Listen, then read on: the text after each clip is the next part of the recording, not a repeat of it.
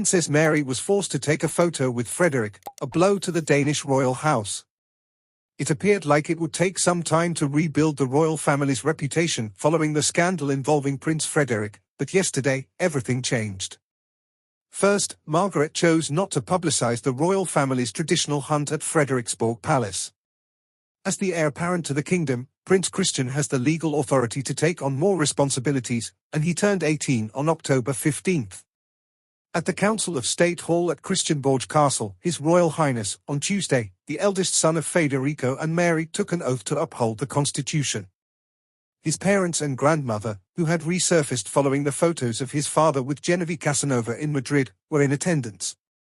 The ceremony was more solemn and formal than Leonor's, but only Margarita and Federico were present, as they are the ones who bestow the authority upon him.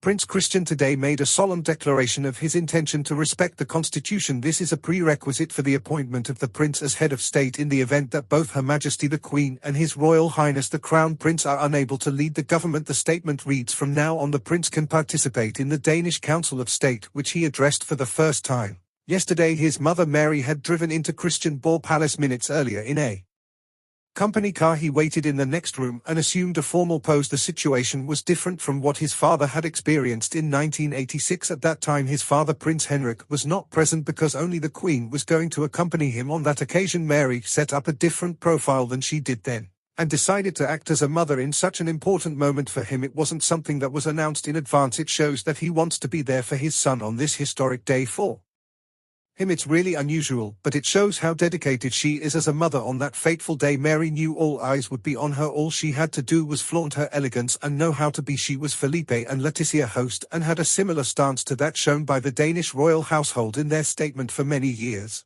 we have had a policy of not commenting on or confirming any details regarding in private matters. Furthermore, we would like to emphasize our commitment to respect the privacy of members of the royal family, including the Crown Prince. However, the moment they said goodbye to the royals, the Australian disappeared. Her place seems to have been taken by Mary of Denmark. Princess Mary of Denmark will attend private events this Wednesday, while Frederick of Denmark will continue his schedule of events.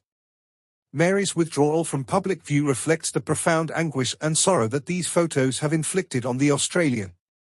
Frederick will only return to public view to accompany his son Christian on significant occasions, such as the swearing-in of the Danish constitution.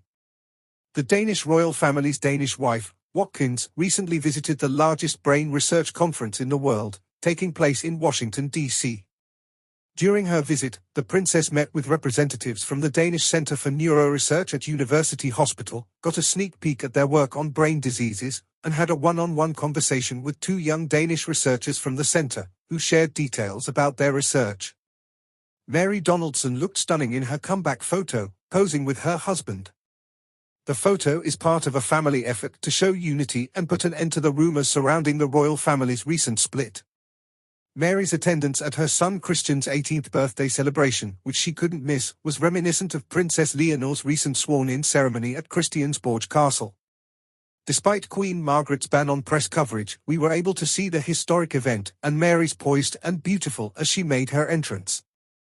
Mary wore an all-white ensemble that included wide-legged, high-waisted pants, a plain shirt with ties and a closed neckline, and a light blue lapel-less coat with slightly flared sleeves and a laurel brooch. The relationship between Mary of Denmark and Mary of Portugal, a duel of princesses, is complicated, as both women have admitted. It all begins with the relationship between Federico and Watkins, who have different personalities and so keep their relationship warm but distant. The two women also do not share any common interests or social circles, and their paths diverged even more after they were married. A rift has opened up between the royal family and their respective households. The royal family of Watkins has finally had enough of the abuse they've been receiving and is removing their masks in protest. "Let's just say it like it is," explained Jacob Hinel Jensen, a writer and historian, recently discussed the scandal that arose when Margaret decided to depose Hyam's four sons from their royal titles.